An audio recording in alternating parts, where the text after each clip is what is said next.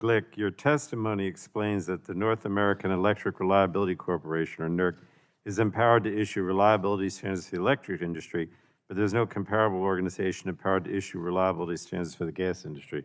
So how does the status quo affect FERC's ability to implement the recommendations from the recent FERC-NERC joint report on lessons from Storm Uri, which identified needed reliability standards for both electric and gas industries? Does it mean that FERC can implement the recommended standards for the electric industry, but not for the gas industry? Essentially, yes. FERC, working along with NERC, are working to try to implement as many of the recommendations as we can, but we don't have authority to implement the recommendations regarding natural gas reliability. All right, then let me ask Deputy Secretary Turk. Section 215 of the Federal Power Act also empowers NERC to issue cybersecurity standards that are necessary to maintain the reliable operation of the bulk power system. From DOE's vantage point as the sector-specific agency responsible for the energy industry, does NERC's success in issuing cybersecurity standards for the electric industry demonstrate that the proposed Energy Product Reliability Organization could perform a similar function for the oil and gas sector?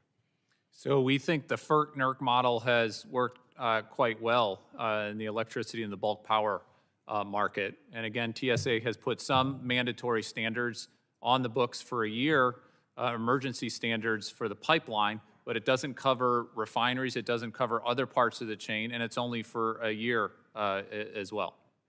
And so, but do you think that this proposed agency could perform a similar function for oil and gas, the oil and gas sector? So again, it's up for Congress to decide who has what authorities, and we're happy to have further conversations on the regime that's in place that makes the most sense in this place. I will say FERC and NERC have done a very good job on the electricity bulk power side. Okay. Now let me go back to Chairman Gluck. The Electric Reliability Organization, NERC, was the product of bipartisan work by members of this committee and ultimately passed as part of the Energy Policy Act of 2005 in a Republican Congress and signed by a Republican president. And that idea has withstood the test of time and demonstrates that industry-led stakeholder processes subject to FERC oversight can establish meaningful reliability standards that protect the reliability of the bulk power system. So given that this proposed Energy Product Reliability Organization is expressly modeled on the Electric Reliability Organization, do you think that the industry-led stakeholder process established by Chairman Rush's legislation can likewise be a successful mechanism for protecting the reliability of the oil and gas infrastructure? I believe so. The electricity model has worked very well with the legislation you mentioned created in 2005, and I believe a similar model would work on the with regard to pipeline reliability. All right. Let me just say, I don't know. I wanted to comment on my Republican colleagues, and there's some of them here and some on the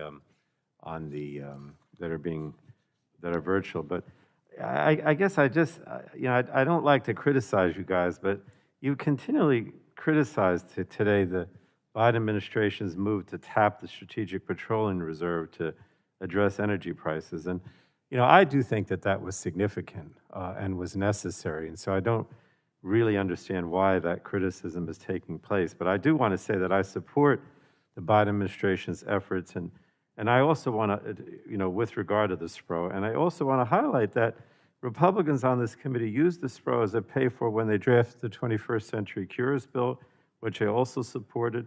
And so, if we can use the SPRO to pay for health care legislation, why do you all of a sudden oppose using it to address energy prices? I'm not looking for a response, but I have to comment on the fact that, I thought that made a lot of sense. And I don't really understand the criticism of it. That's just my comment. And I'm not asking for you to comment, but if you want to, you can. Otherwise, I'm going to yield back.